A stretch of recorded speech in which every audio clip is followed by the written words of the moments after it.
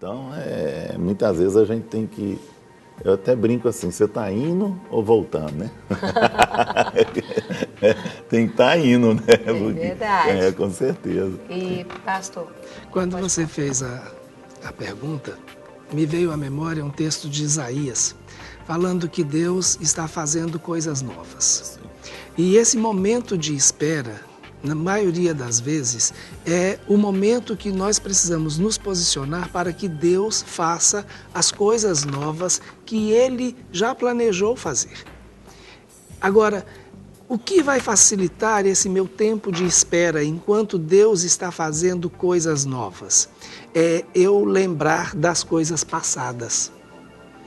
É entender que aquele que está fazendo coisas novas, ele tem know-how. Ele sabe o que está fazendo e sabe fazer. Por que eu tenho essa...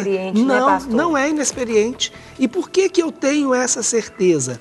Porque eu posso olhar para trás e ver as coisas que Ele já fez.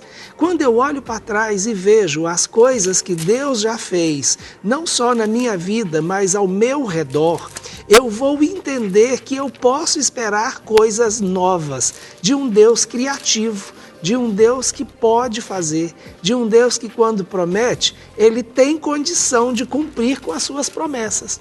E isso, então, vai estabelecer na minha alma uma estrutura que favorece o louvor. E aí, quando eu vou me render ao louvor, a essa nova atmosfera de espera, eu vou minimizar o impacto da ansiedade. Então, está demorando? Ok, mas eu sei que Ele pode. Eu sei que Ele está fazendo. Ele é soberano. Ele é soberano. E se Ele está demorando, é porque o novo que Ele está fazendo vai ser surpreendente, muito maior do que aquilo que eu estou pedindo, daquilo que eu estou pensando ou daquilo que eu preciso.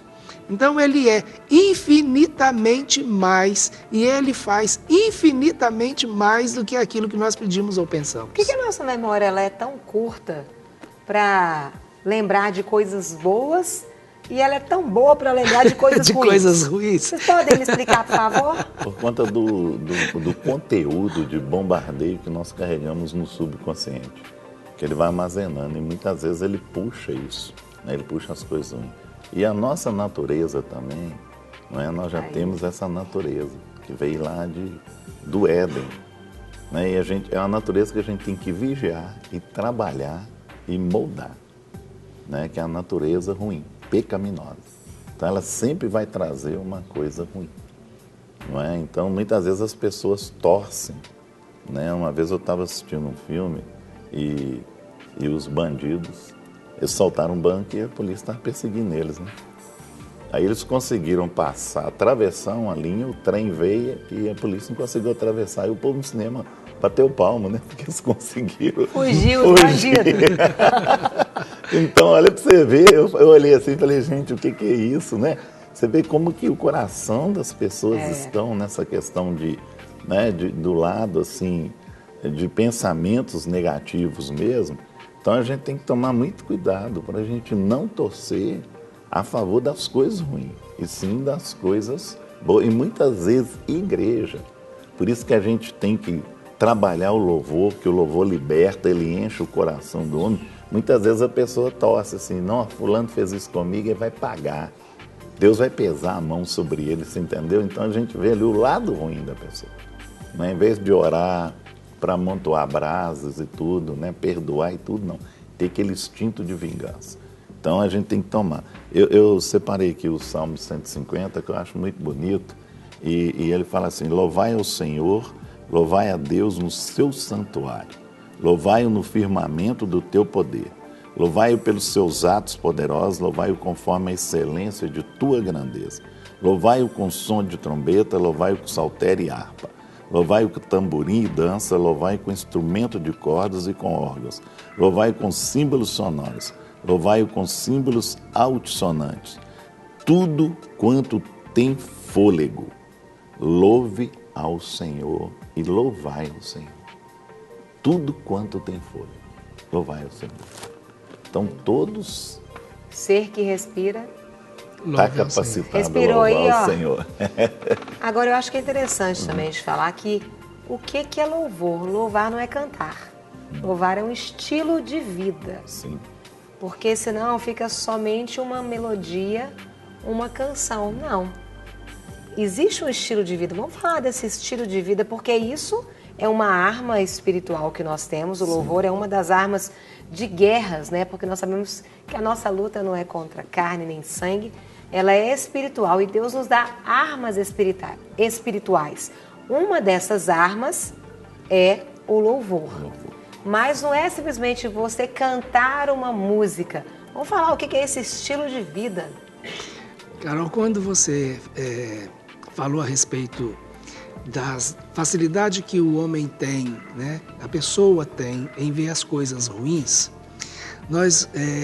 eu conecto isso com a reação logo no princípio de Adão, lá no Éden, em Gênesis 3. Assim que Adão teve consciência do seu pecado, o primeiro sentimento que veio para Adão foi o medo. Certo. E ele se distanciou de Deus, se escondeu de Deus, exatamente por causa do medo. Quando nós olhamos para a nossa situação como ser um homem natural, a nossa tendência é incentivar esse medo que está dentro de nós. E quando nós valorizamos esse medo, nós vamos sempre focar as coisas ruins. E a gente deixa de perceber as coisas boas. Por quê? O medo ele vem como um antídoto paralisante, exatamente. Então eu vou, por causa do medo, por causa daquele sentimento, daquela situação, eu vou sempre estar enxergando aquilo que é ruim, aquilo que eu preciso temer. E quando eu começo a focar aquilo que eu preciso temer, eu perco a visão daquilo que é bom, daquilo que é prazeroso, daquilo que eu não preciso estabelecer defesas.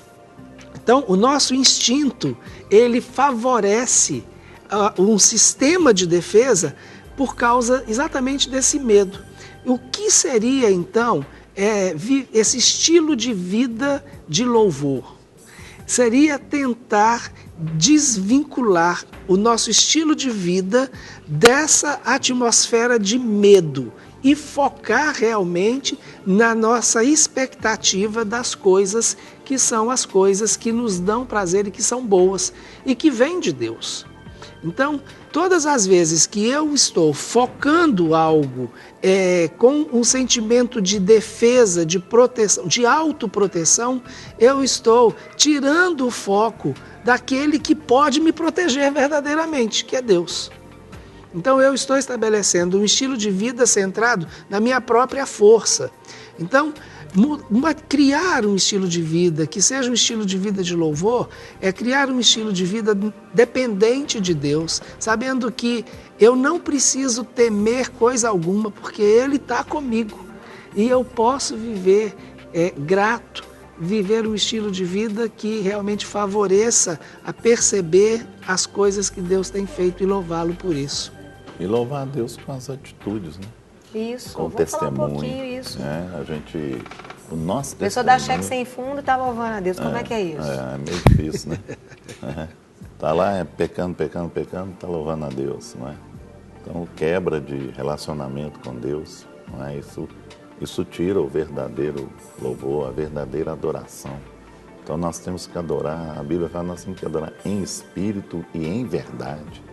E muitas vezes a pessoa não está sendo verdadeira, está vivendo uma vida que não é a vida que Deus quer para ela e nem que Deus fez para ela.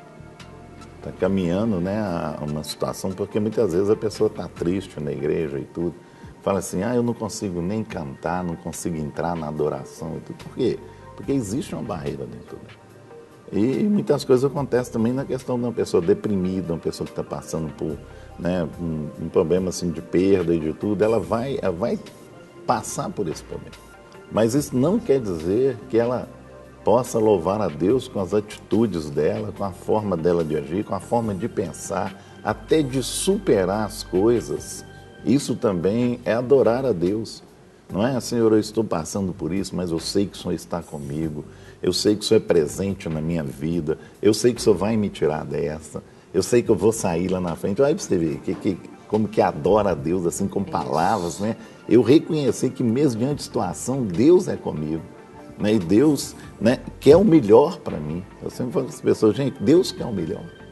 O melhor para nós, Deus a essência de Deus é amor, é bondade. Eu tenho que entender isso, que tudo que acontece na minha vida está na direção de Deus. Então eu tenho que louvar a Deus por todas as coisas. O senhor foi falando assim, Coopera para o bem, né? Quando você fala, eu sei. A dúvida é o maior obstáculo mesmo, da espera mesmo, né? Sim.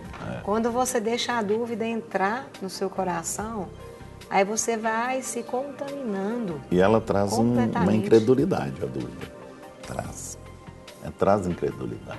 E a Bíblia fala que sem fé é impossível agradar a Deus. E aí, então, olha como que algo vai desencadeando conectando outro. uma coisa com outra, né? Sim. E às vezes a gente fica assim, ai, mas por que eu estou vivendo assim? Mas vamos começar a analisar o comportamento, né? Começar a analisar ali o seu dia a dia. Por isso que a adoração é um estilo de vida. Não é parar e cantar músicas, mas é viver conforme a palavra de Deus. Eu estava com uma pergunta que a gente está falando sobre espera, que eu acho que tem muito a ver por causa da incredulidade. Sim. Quem espera sempre alcança, pastor? Será? Quem espera sempre alcança? Porque a gente podia falar, porque será que sempre alcança? Depende o que espera e de quem espera. Isso. Né? Como Então, se tá você está esperando. esperando alguma coisa de mim, provavelmente você não vai alcançar. Porque às vezes existe a espera errada, né? Às vezes nós esperamos, planejamos, não apresentamos para Deus e colocamos as nossas expectativas ali E todas. e né? não acontece. Nos frustramos e colocamos a culpa em Deus. Fala para isso, porque eu acredito que vocês devem atender muitas pessoas. Você sabe uma coisa que decepciona muito? Assim, as pessoas nesse sentido, elas julgarem toda a expectativa delas em cima daquilo, até de uma promessa. Isso. Você entendeu? Eu lembro uma vez quando eu trabalhava na Copasa, que ia ter um dissídio, aí saiu chama papo de peão, né? Vai ser tanto e tal. Então, tinha um amigo meu lá de sessão que já estava fazendo conta do que ele ia comprar com o dinheiro que nem... Quando fosse receber, Eu já não tinha posso dito pra ele. receber, foi só anunciado ainda, você entendeu? Não, vai dar isso, não sei o que. Ela falou, calma, rapaz, espera para saber o índice, vai sair outra coisa. Se sair, você ia receber no outro mês aí. Quando que vai receber? Então, muitas vezes as pessoas jogam essa expectativa ali em cima daquilo. Coloca toda a esperança, toda a confiança e, de repente, não vem como a pessoa quer. Não vem da forma que ela idealizou. Então vai cair uma frustração nela tão grande que para você erguer essa pessoa depois não é tão fácil. Então muitas vezes as pessoas têm que esperar em Deus, eu confio em Deus, confio, mas faça uma coisa de pé no chão. A própria Bíblia fala, olha, se fizer um alicerce, olha se você tem condições de levantar as paredes e botar o telhado, para ninguém passar e te criticar. Ou falar assim, nossa, fulano começou aquela coisa, não terminou, você entendeu? Para não ficar decepcionado e não também, né, não estar ali à disposição dos críticos, né? Porque eles vão criticar. Então, muitas vezes a gente tem que se poupar disso. E eu acho que é um meio, assim, das pessoas. Isso olha, eu falo com vocês, isso é uma coisa terrível. É a pessoa colocar toda a esperança dela numa coisa. E talvez até antes de acontecer. Ou talvez assim, pode acontecer e pode não acontecer. Aí a pessoa coloca a esperança como vai acontecer. Aí é um problema. Você entendeu? Então vem as decepções. E as decepções é que vão, né? Mas minando a pessoa, né? Eu fiquei pensando também, esperar não necessariamente você tem que estar parado. Você pode esperar e devemos esperar caminhando e atentos à voz do Espírito Santo de Deus, né, pastor? Sim.